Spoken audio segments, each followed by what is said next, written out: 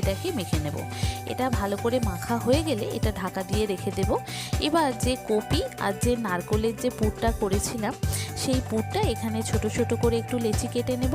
নিয়ে এর পুরটা গোল গোল করে একটু নৌকার মতো করে পুরটা ভরে এটা একটু নৌকার মতো করে এটা করে নেব, ভরে নেব।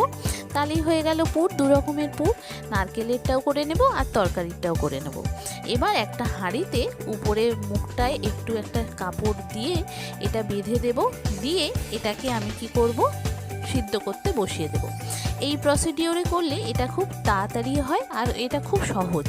এইভাবে কোনো ঝামেলা থাকে না, কিছু না, অল্প করে দেখে নিলেই হয়ে যায়। আর ঢাকাটা ঠিক মতো দিতে হবে যাতে ভাপে এটা সিদ্ধ হয়ে যায়। এইভাবে একবার ট্রাই করে দেখুন, পুর পিঠা খুব সুন্দর খেতে হয়। আর যেহেতু এটা অঘ্রাণ মাসের সংক্রান্তিতে করেছিলাম, তো সেহেতু এটা একটু চাল গুঁড়ো করেই করেছিলাম। কেমন হলো রেসিপিটা আমাকে অবশ্যই জানাবেন।